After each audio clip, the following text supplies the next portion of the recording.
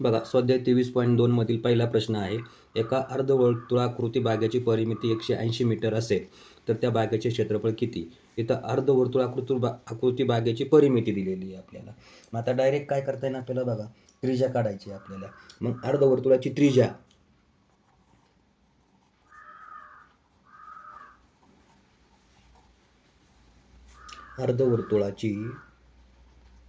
त्रिज्या बरोबर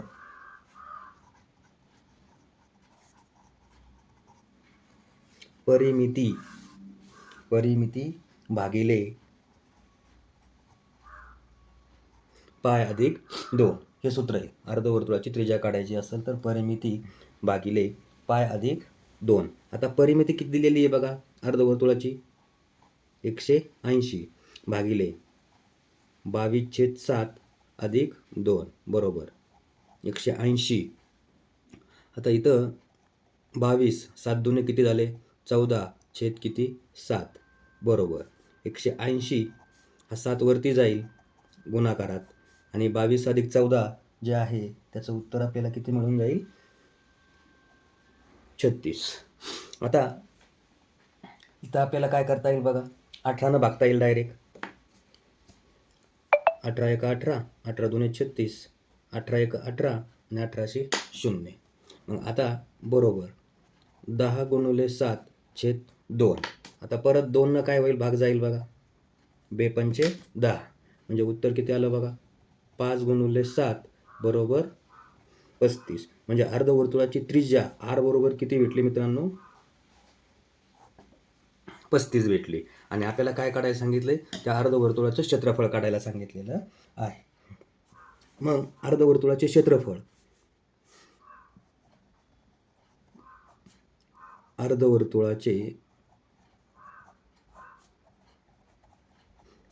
क्षेत्रफळ बरोबर 1/2 पाय आर वर्ग. मग 1/2 गुणुले पायची किंमत 22/7 आणि त्रिज्या किती भेटलेली आहे? 35 गुणुले 35. 2 या 22ला भाग जाईल 11 आले. 7 35ला भाग जाईल 7 5 35 आले. म्हणजे आलेलं आहे 1 गुणुले 11 गुणुले 5 गुणुले 35 बरोबर 11 5 55 गुणुले 35. 55 गुणुले 35 यांचा जर गुणाकार केला तर उत्तर इथं 19 25 24 हे त्याचं फायनल उत्तर. म्हणजे पर्याय क्रमांक 4 हे त्या प्रश्नाचं उत्तर येऊ शकतं. 1925 चौमी. कळलं? दुसरा प्रश्न आहे. सोबतच्या आकृतीत समभुज त्रिकोणाच्या बाजूची लांबी 8 सेंटीमीटर आहे. समभुज त्रिकोण याचा अर्थ त्याच्या तिन्ही बाजू कशा असतात? समान असतात. त्रिकोणाच्या एका बाजूवरती हे अर्धवर्तुळ काढलेलं आहे. तर संपूर्ण आकृतीचे क्षेत्रफळ किती? आता याच्यासाठी आपल्याला वर्तुळाचं अगोदर क्षेत्रफळ काढावं लागेल. त्यासाठी त्रिज्या माहिती पाहिजे. आता ही वर्तुळाचं काय आहे? एक बाजू आहे. म्हणजे ही काय झाली? त्रिज्या. म्हणजे जर वर्तुळाची एक बाजू 8 सेंटीमीटर असेल म्हणजेच वर्तुळाचा व्यास 8 सेंटीमीटर असणार तर त्रिज्या किती होणार? 4 4. म्हणजे इथं वर्तुळाची त्रिज्या आपल्याला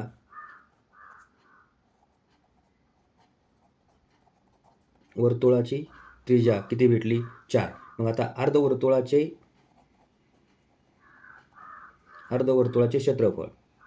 आता मी शॉर्टकट करतोय. अर्धवर्तुळाचे क्षेत्रफळ. मग अर्धवर्तुळाचे क्षेत्रफळ बरोबर काय सूत्र? 1/2 पाय आर वर्ग. याच्यात किंमत टाकू. 1/2 गुणुले 22/7 गुणुले आरचा वर्ग म्हणजे 4 गुणुले 4. आता इथं 2 ह्याला भाग जातो बघा डायरेक्ट. म्हणजे उत्तर किती मिळेल तुम्हाला? 11/7 गुणुले 4 चौक 16 हे उत्तर या ठिकाणी काय झालं? मिळून गेलं. आता इथं या 2 या 4ला भागलं तरी उत्तर 2 येतं आणि 22/7 म्हणजे इथं तुम्हाला 3.14 काय करता येईल? किंमत ठेवता येईल डायरेक्ट. मग आपल्याला उत्तर जे आहे ते असं मिळेल बघा. 22/7 म्हणजे किती? 3.14 गुणुले 2 गुणुले 14. 4 ही त्रिज्या आहे. मग 4 गुणुले 2 मग 3.14 गुणिले 4 दुणे 8 यांचा गुणाकार केला तर 3.14 गुणिले 8 25.12 हे तुम्हाला या अर्धवर्तुळाचं काय मिळणार आहे? अर्धवर्तुळाचे क्षेत्रफळ तुम्हाला 25.12 चौसेमी मिळून जाईल. आता या ठिकाणी आपल्याला हा समभुज त्रिकोण दिला आहे आणि समभुज त्रिकोणाचे क्षेत्रफळ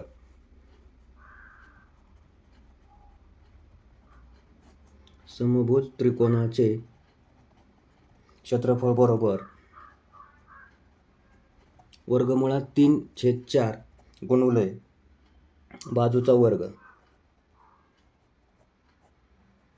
बरोबर वर्गमुळात 3/4 गुणिले बाजू किती आहे? 8 गुणिले 8.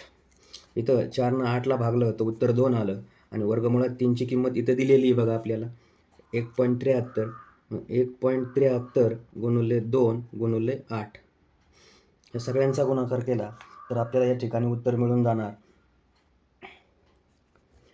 1.73 गुणिले 2 याचं उत्तर 3.46 गुणिले 8 आणि 3.46 गुणिले 8 म्हणजेच 27.68. हे समभुज त्रिकोणाचं तुम्हाला काय भेटलं? क्षेत्रफळ भेटलं चौसेमी.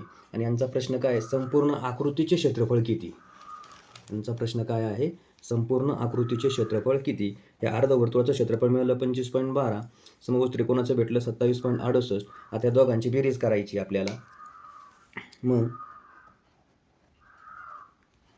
संपूर्ण आचे क्षेत्रफळ 25.12 अधिक 27.68 यांची जर बेरीज केली तर आपल्याला उत्तर या ठिकाणी मिळून जाणार 52.80. आणि याला एकक जे आहे युनिट चौसेमी म्हणजेच पर्याय क्रमांक 2 हे त्याचं उत्तर काय असणार आहे पाहायला मिळणार आहे. पुढील प्रश्न आहे 3. 20 सेंटीमीटर बाजू असलेल्या चौरसाचे क्षेत्रफळ हे 20 सेंटीमीटर कर्ण असणाऱ्या चौरसाच्या क्षेत्रफळाच्या किती पट आहे? निमपट, दुप्पट, चौपट, तिप्पट असे याचे पर्याय दिलेले आहेत. आता आपण प्रश्न नीट वाचून घेतला आहे बघा. चौरसाचे क्षेत्रफळ, मग चौरसाचे क्षेत्रफळ काय सूत्र आहे? बाजूचा वर्ग. मग बाजू किती दिलेली आहे? 20. या 20चा वर्ग करायचा. 20चा वर्ग किती झाला? 400. हे भेटलं चौरसाचे क्षेत्रफळ 1. दुसरं, आता 20 सेंटीमीटर कर्ण म्हणजे इथं त्यांनी काय केलं? कर्ण दिलाय. कर्ण किती दिलाय? 20. तर याचं क्षेत्रफळ काढायचं आहे आपल्याला, बरोबर. मग सूत्र काय आहे बघा? चौरसाचे क्षेत्रफळ बरोबर कर्णाचा वर्ग भागिले 2. या सूत्रात किंमत टाकू. कर्ण किती आहे? 20. या 20चा वर्ग भागिले 2 बरोबर 20चा वर्ग किती झाला? 400. 400 भागिले 2 म्हणजे उत्तर किती येणार बघा? 200. आणि मग ह्यांनी काय सांगितलंय? 20 सेंटीमीटर बाजू असलेल्या चौरसाचे क्षेत्रफळ 20 सेंटीमीटर कर्ण असणाऱ्या चौरसाच्या क्षेत्रफळाच्या किती पट आहे? मग हे 400 आणि हे 200 हे दोन्ही एकमेकांच्या किती पट दिसतंय? दुप्पट दिसतंय ना. म्हणजे चौरसाचा कर्ण 20 दिला आहे, त्याच्या दुप्पट काय? चौरसाची बाजू असणारं क्षेत्रफळ आहे. याचा अर्थ हे काय आहे? दुप्पट आहे. म्हणजेच याचं उत्तर किती असणार? पर्याय क्रमांक 2 असणार. बघा प्रश्न क्रमांक 14 आहे. एका त्रिकोणाकृती शेताच्या बाजूंची लांबी 11 मीटर, 60 मीटर, 61 मीटर आहे. या शेतात रुपये 10 प्रति मीटर दराने हिरवळ लावण्याचा खर्च किती? आता अगोदर आपण काय करू? शेत त्रिकोणाकृती आहे. कसं शेत आहे? त्रिकोणाकृती आहे. बघा आकृती काढून दाखवतो. हे असं शेत आहे, हे त्रिकोणाकृती आहे. आता तुम्ही जर या किमतीचा जर विचार केला असेल तर 60, 11 आणि 61 अशा त्याच्या बाजू येतं. म्हणजेच थोडक्यात आपल्याला असं सांगता येईल की ह्याच्या 3 बाजू आहेत, तर या 3 बाजू म्हणजे काय आहे? पायथागोरसचं ट्रिपलेट आहे. मग ह्या जर बाजू असतील तर हा कोन काय असतो? काटकोन असतो. आणि मग जर काटकोन असेल तर हा त्रिकोण झाला कसा? काटकोन त्रिकोण झाला. आणि मग हा जो त्रिकोण आहे कसा झाला? काटकोन त्रिकोण. मग आता काटकोन त्रिकोणाचं क्षेत्रफळ, काटकोन त्रिकोणाचे क्षेत्रफळ बरोबर 1/2 गुणुले काटकोन करणाऱ्या बाजू गुणुले काटकोन करणाऱ्या बाजूंचा गुणाकार बरोबर 1/2 गुणुले काटकोन करणाऱ्या बाजू कोणत्या? 60 गुणुले 11. मग आता इथं काय होईल बघा, 2 60ला भागलं, उत्तर किती आलं? 30 आलं. म्हणजेच 30 गुणुले 11 आणि 30 गुणुले 11 बरोबर उत्तर किती यायला पाहिजे? 11 गुणुले 3 330. म्हणजे हे भेटलं क्षेत्रफळ. आता यांनी आपल्याला काय दिलंय? टोटल एरियात काय करायचं आहे आपल्याला? हिरवळ लावायची. आणि तो हिरवळ लावण्यासाठी खर्च दिलेला आहे प्रति मीटर दर 10 रुपये दिलेला आहे. मग आपल्याला काय करता येईल बघा? खर्च काढता येईल. खर्च बरोबर क्षेत्रफळ गुणुले दर. मग क्षेत्रफळ किती होतं? 330 आणि दर किती दिला आहे बघा? 10 रुपये. मग यांना दरानं काय केलं आपण? गुणलं क्षेत्रफळाला, तर 3,300 रुपये म्हणजे पर्याय क्रमांक 1 हे त्याचं उत्तर या ठिकाणी येणार आहे. यानंतर प्रश्न क्रमांक 5. एका समभुज त्रिकोणाची एक भुजा 18 सेंटीमीटर असल्यास त्या त्रिकोणाचे क्षेत्रफळ किती? आता आपल्याला माहिती आहे समभुज त्रिकोण म्हणल्यानंतर त्या समभुज त्रिकोणाच्या तिन्ही भुजा समान असतात. म्हणजे एक बाजू 18 असली तर दुसरी बाजूसुद्धा किती असणार आहे? 18 असणार आहे. आणि मग समभुज त्रिकोणाचं क्षेत्रफळ बघा, समभुज त्रिकोणाचे क्षेत्रफळ याचं जे सूत्र आहे ते सूत्र आपल्याला या ठिकाणी पाहायचं आहे. वर्गमुळात 3/4 गुणुले बाजूचा वर्ग. मग वर्गमुळात 3/4 गुणुले बाजू किती आहे? 18. 18 गुणुले 18. ओके. आता वर्गमुळात 3/4 गुणुले 18चा वर्ग किती भेटला बघा? 324. आता या 4नं काय करता येईल आपल्याला? या 4नं 324ला काय करता येईल? भागता येईल. भागलं तर उत्तर किती मिळतं बघा? वर्गमुळात 3, 3 8 24. किती राहिले बघा? 4नं भाग जातो डायरेक्ट 32ला. 4 8 32 आणि 4 1 4 म्हणजे उत्तर किती आलं? 81 वर्गमुळात 3. 81 वर्गमुळात 3 पर्याय कुठं आहे? हा 4 नंबरचा पर्याय आहे. म्हणजे याचं उत्तर जे आहे हे काय भेटलं? 81 वर्गमुळात 3 चौसेमी हे त्याचं आपल्याला या ठिकाणी काय झालं? उत्तर मिळून गेलं. दिसलं? असे तुमचे किती प्रश्न झाले? 5 प्रश्न. हे याचं उत्तर, हे याचं उत्तर, हे चौथ्या प्रश्नाचं उत्तर.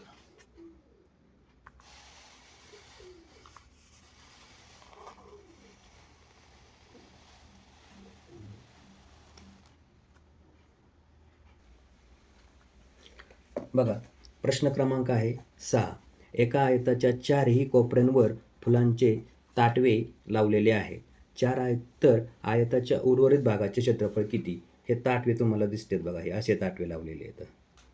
दिसले? हे असे ताटवे लावलेले आहेत आणि ह्या वर्तुळाकार दिलेले आहेत. म्हणजे ही त्रिज्या 7, ही 7, ही सगळी 7 दिलेली आहे. मग आता ह्याची बाजू आपण अगोदर पाहून घेऊया बघा. किती बाजू होईल?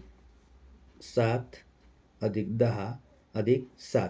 टोटल बाजू किती झाली बघा यांची? हां, आता त्याच्यात त्यांनी ही जी बाजू दिली ती 4 बाजू दिलेली बघा. एक बाजू काय केली 4, ही मधली बाजू जी आहे ती 4, म्हणजे इथं किती येणार आहे 4. मग 7, 7 आणि 4 11 आणि हे 7 किती झाले 18. म्हणजे या आयताची एक बाजू किती भेटली आपल्याला 18 भेटली. आता दुसरी बाजू बघा, ही झाली उभी. आता ही आडवी बाजू बघू. ही आडवी बाजू बघा किती आहे 7 अधिक 10 अधिक 7, म्हणजे किती झालं बघा 7 आणि 7 14 आणि हे 10 24. म्हणजेच आयताची जी लांबी आहे ती आपल्याला 24 सेंटीमीटर भेटली आणि रुंदी किती भेटली 18. मग आता आयताचं क्षेत्रफळ अगोदर काढून घेऊ आपण. आयताचे क्षेत्रफळ बरोबर लांबी गुणुले रुंदी 24 गुणुले 18, म्हणजे याचं उत्तर जे आहे ते उत्तर किती भेटलं बघा 18 चोक 72, म्हणजेच 432 हे आयताचं क्षेत्रफळ भेटलं चौसेमी. आता वर्तुळाचा एक भाग दिला आहे, मग हा एक चौथा भाग, हा चौथा असे 4 भाग दिलेत वर्तुळाचे 4 भाग म्हणजेच एक वर्तुळ होणार. मग आपण काय करू डायरेक्ट वर्तुळाचं क्षेत्रफळ काढू. मग वर्तुळाचं क्षेत्रफळ बरोबर पाय आर वर्ग. मग पायची किंमत 22/7 आणि ही त्याची काय दिलेली आहे, हा जर केंद्र म्हटला सी तर ही त्याची त्रिज्या होईल, म्हणजेच काय होणार 7 गुणुले 7. आणि मग या ठिकाणी हा 7 कॅन्सल झाला आणि मग तुमचं उत्तर जे आहे ते उत्तर बघा 22 गुणुले 7 बरोबर 22 7 किती 154 चौसेमी हे वर्तुळाचं क्षेत्रफळ भेटलं. आणि प्रश्न काय आयताच्या उर्वरित भागाचं म्हणजे मधला हा जो पोर्शन राहिलेला आहे हा पोर्शन याचं क्षेत्रफळ आपल्याला त्यांनी काढायला सांगितलेलं आहे. याचा अर्थ काय आतील भागाचं क्षेत्रफळ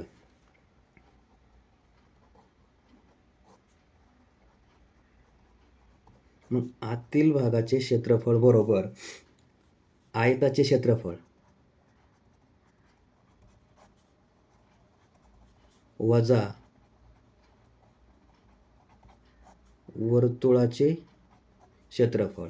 मग आयताचं क्षेत्रफळ किती होतं 432 वजा 154, ह्या दोघांची वजाबाकी केली तर उत्तर आपल्याला किती भेटून गेलं 278 चौसेमी हे आपल्याला या ठिकाणी काय झालं उत्तर मिळून गेलं. म्हणजे पर्याय क्रमांक 4 हे त्या 6व्या प्रश्नाचं उत्तर आहे. प्रश्न क्रमांक 7वा, आकृतीत बिंदू ABCD हे वर्तुळाचे केंद्रबिंदू आहेत.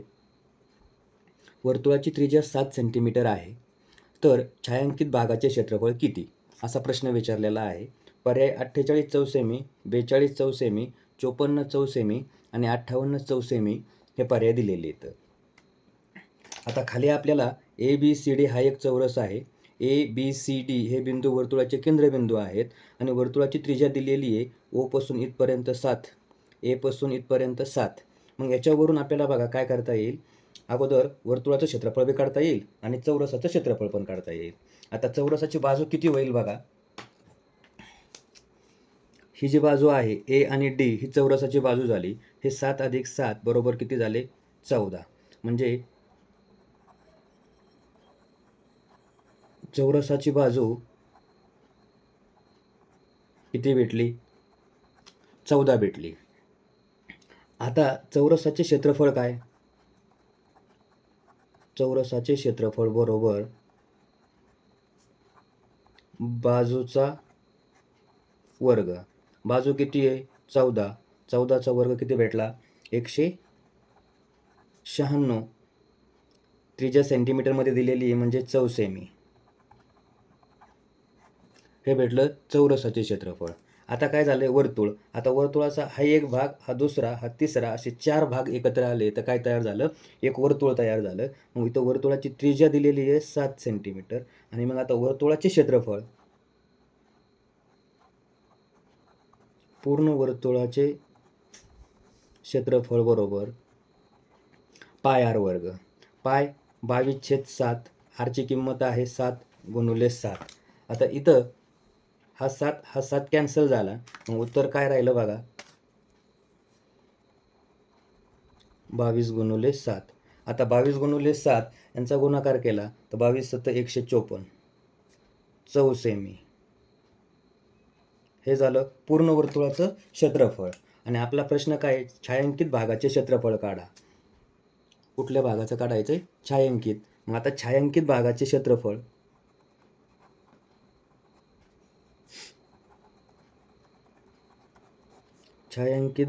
क्षेत्रफळ बरोबर चौरसाच्या क्षेत्रफळामधून आपल्याला वर्तुळाचं क्षेत्रफळ वजा करावं लागेल.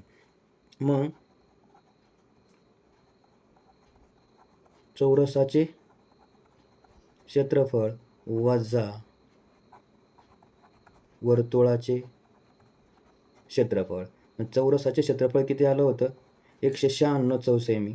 वर्तुळाचं आलं होतं 154. ह्या दोघांची वजाबाकी केली तर 42 चौसेमी हे या छायांकित भागाचं क्षेत्रफळ मिळालं. म्हणजे पर्याय क्रमांक 2 हे त्याचं उत्तर या ठिकाणी आपल्याला पाहायला मिळेल. प्रश्न क्रमांक 8. आकृतीत वर्तुळात एक चौरस अंतर्लिखित केला आहे. चौरसाच्या बाजूची लांबी 10 सेंटीमीटर आहे. म्हणजे ही जी बाजू आहे चौरसाची ती किती असणार आहे, 10 सेंटीमीटर. चौरसाला 4 बाजू आहेत. तर छायांकित भागाचे, हा जो छायांकित भाग केलेला आहे, रंगवलेला भाग, त्याचं क्षेत्रफळ काढायचं आहे. आता अगोदर चौरसाचं क्षेत्रफळ आपण काय करूया, काढून घेऊया. हा जो आहे हा चौरसाचा काय झाला, या ठिकाणी आपल्याला एक कर्ण मिळाला. पण त्याच्या अगोदर चौरसाची बाजू दिलेली आहे. मग चौरसाचे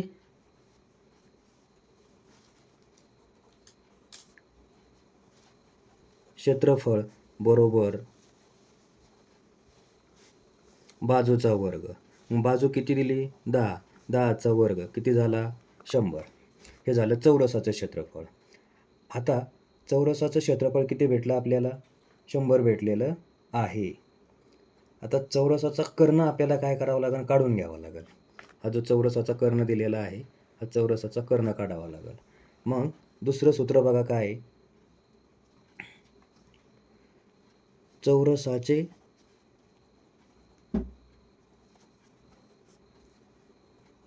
क्षेत्रफळ बरोबर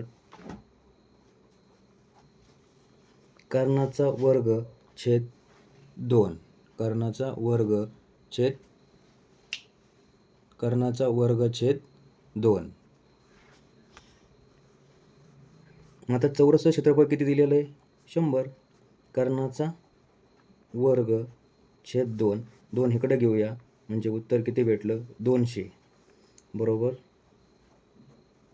कर्णवर्ग. आता दोन्ही बाजूचं वर्गमूळ घेऊ म्हणजे कर्ण बरोबर वर्गमुळात 200. वर्गमुळात 200 म्हणजे 100 गुणुले 2. दोन्ही बाजूचं वर्गमूळ घेतलं म्हणजे इथं काय भेटणार बघा, वर्गमुळात 100 गुणुले वर्गमुळात 2. आणि 100चं वर्गमूळ घेतलं 2 म्हणजे कर्ण किती भेटला, 10 वर्गमुळात 2 मिळून गेला. हा कर्ण म्हणजेच कोण झाला, आता तो आपल्याला या ठिकाणी पाहायला मिळेल. कर्ण म्हणजे व्यास. मग कर्ण बरोबर व्यास बरोबर 10 वर्गमुळात 2. आता मग त्रिज्या काय आहे, त्रिज्या आपल्याला काढून घ्यावी लागेल. वर्तुळाची त्रिज्या काय असते बघा, याच्यावरून त्रिज्या d/2 म्हणजे 10 वर्गमुळात 2/2. ह्या 2 10ला भागलं, उत्तर आलं 5 वर्गमुळात 2. म्हणजेच त्रिज्या 5 वर्गमुळात 2 मिळून गेली. आता जर त्रिज्या 5 वर्गमुळात 2 असेल तर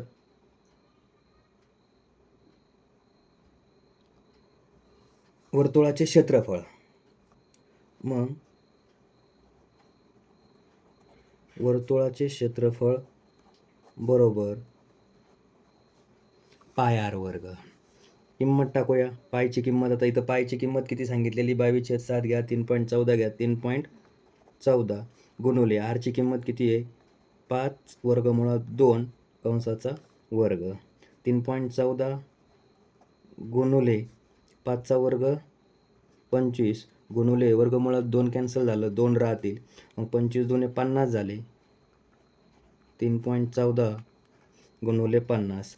3.14 गुणुले 50 यांचा जर गुणाकार केला 157.0 म्हणजे या ठिकाणी किती येणार 157. म्हणजे वर्तुळाचं क्षेत्रफळ आपल्याला किती भेटलं 157 चौसेमी. आपल्याला विचारलंय छायांकित भागाचं. मग आता छायांकित भागाचे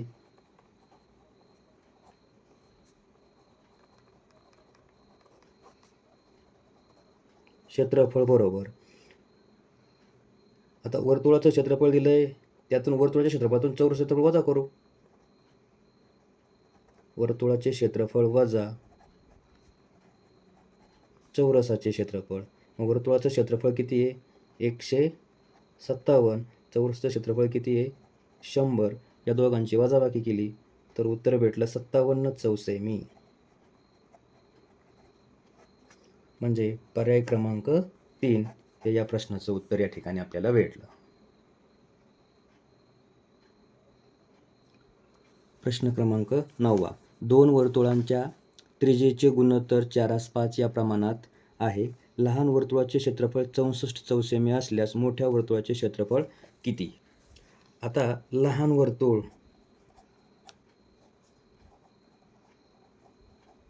याची आपण चर्चा करू. त्याची त्रिज्या R1 4 मानू.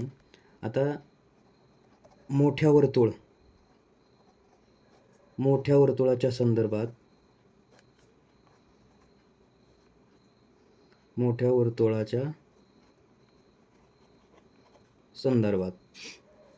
त्याची त्रिज्या आपण R2 मानू, ती 5.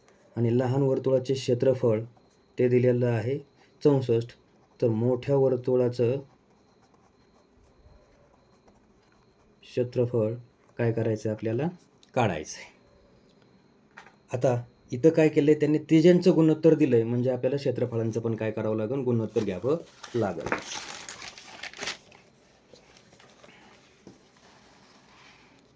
हे बघा त्रिज्यांचं गुणोत्तर दिलं म्हणून क्षेत्रफळाचं पण घ्यावं लागेल. मग लहान वर्तुळाचे क्षेत्रफळ भागिले मोठ्या वर्तुळाचे क्षेत्रफळ बरोबर पाय R1 स्क्वेअर भागिले पाय R2 स्क्वेअर. आता लहान वर्तुळाचं क्षेत्रफळ त्यांनी दिलंय 64 भागिले मोठ्या वर्तुळाचे क्षेत्रफळ बरोबर. आता इथं बघा हा पाय आणि पाय कॅन्सल झाला. मग राहिलं कोण R1 वर्ग R2 वर्ग. आता R1 त्रिज्या लहान वर्तुळाची 4चा वर्ग आणि R2 मोठ्या वर्तुळाची त्रिज्या 5चा वर्ग. मग आता 64 भागिले मोठ्या वर्तुळाचे क्षेत्रफळ बरोबर 4चा वर्ग 16 5चा वर्ग 25. आता इथं तिरकस गुणाकार करू म्हणजे काय होईल बघा डायरेक्ट 64 गुणुले 25 भागिले 16 बरोबर मोठ्या वर्तुळाचं क्षेत्रफळ. आता 16 64ला भाग जाईल 16 चौक 64 म्हणजे राहिलं काय 4 गुणुले 25 बरोबर 100 म्हणजे मोठ्या वर्तुळाचे क्षेत्रफळ बरोबर 100 चौसेमी. हे त्याचं उत्तर म्हणजे पर्याय क्रमांक 4 हे त्याचं उत्तर आपल्याला या ठिकाणी पाहायला भेटलं. 10वा प्रश्न आहे सोबतच्या आकृतीत y 90 अंशाचा length XY 8 metre YZ 15 metre WM perpendicular XZ आणि WM बरोबर 6 तर आकृतीत दिलेल्या टोटल भूखंडाचं क्षेत्रफळ आपल्याला या ठिकाणी काय करायचं आहे काढायचं आहे. आता इथं त्रिकोण XYZ हा एक काय झाला पायथागोरसचा थेरमनुसार आपल्याला XZ काढता येईल. म्हणजे इथं एक तर ट्रिपलेट म्हणजे 8 15 आणि 17 हे ट्रिपलेट इथं वापरलं तर XZ तुम्हाला मिळून जाईल. आता हा कसा मिळतो हे बघा 8चा वर्ग केला 64. इथं या 15चा वर्ग केला तर किती भेटला? 225. आणि हा कर्ण झाला, एक्स झेड कर्ण झाला. मग आपल्याला हे माहिती या दोघांची बेरीज बरोबर याच्यात एवढी आली पाहिजे, म्हणजे दोन बाजूंच्या वर्गांची बेरीज बरोबर तिसऱ्या बाजूच्या वर्गा एवढी आली पाहिजे. मग आपण ह्यांची बेरीज करून घेऊ. 225 अधिक 64. 225 अधिक 64 किती भेटले बघा? 289. आणि या 289चं जर वर्गमूळ घेतलं, बघा इकडे घेतो मी, 289चं जर वर्गमूळ घेतलं तर किती भेटतं? 17. म्हणजे हा कर्ण किती भेटला? एक्स झेड हा 17 भेटला. आता इथं 2 त्रिकोण तुम्हाला मिळतील. अगोदर आपण काय करू? एका एका त्रिकोणाचं क्षेत्रफळ काढून घेऊ. मग इथं त्रिकोण एक्स वाय झेड याच्यात कोण किती आहे? 90.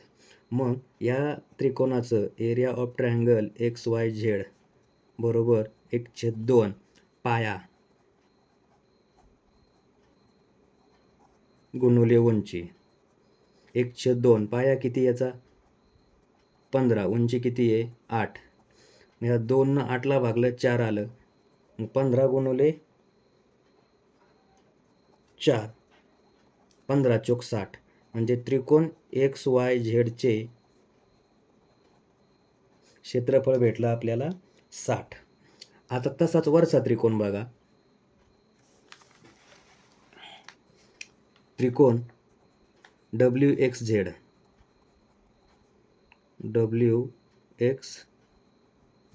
आता याच्यात एक्स झेड बरोबर आपण 17 काढून घेतलेत आणि इकडं डब्ल्यू एम बरोबर किती आहेत? 6. आणि मग area of triangle W x Z बरोबर 1/2. इथं पण सूत्र तेच, पाया गुणुले उंची. 1/2 पाया किती आहे? डब्ल्यू एक्स झेड गुणुले उंची काय आहे? W M. म्हणजे 1/2 एक्स झेड किती आहे? 17 आणि हे किती? 6. 2 6ला भागलं, उत्तर 3 आलं. म्हणजे 17 गुणुले 3, 17 त्रिक 51. म्हणजे area of triangle W X झेडचे क्षेत्रफळ एवढं भेटलं. आणि आपला प्रश्न काय? दिलेल्या भूखंडाचं क्षेत्रफळ काढायचं आहे. मग टोटल भूखंड, मग भूखंडाचे क्षेत्रफळ बघा,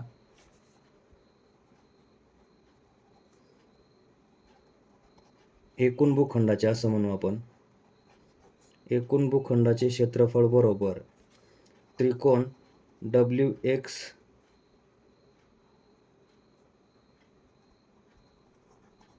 झेडचे क्षेत्रफळ अधिक त्रिकोण एक्स वाय झेडचे क्षेत्रफळ. मग डब्ल्यू एक्स झेड 51 आणि एक्स वाय झेड 60 यांची जर बेरीज केली तर आपल्याला 111.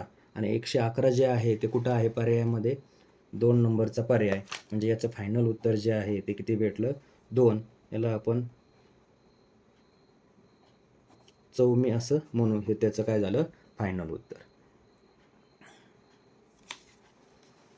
111. तर अशा प्रकारे मित्रांनो स्वाध्याय 23.2 या ठिकाणी संपलेला आहे. अशा प्रकारचे व्हिडिओ जर तुम्हाला पाहिजे असतील तर आपलं यूट्यूब चॅनल म्हणजेच Neptune scholar academy by Shahaji Ade sir या यूट्यूब चॅनलला सबस्क्राईब करा, लाईक करा आणि आपल्या मित्रमैत्रिणींना शेअर करा. त्याचबरोबर शेजारचं बेल आयकॉनचं बटन दाबायलाही विसरू नका. म्हणजेच आपल्याला सर्व नवनीत या पुस्तकामधील सर्व स्वाध्याय जे आहेत या ठिकाणी स्पष्टीकरणासहित आपल्याला पाहायला मिळतील. चला तर मग या ठिकाणी इथं थांबूया. धन्यवाद.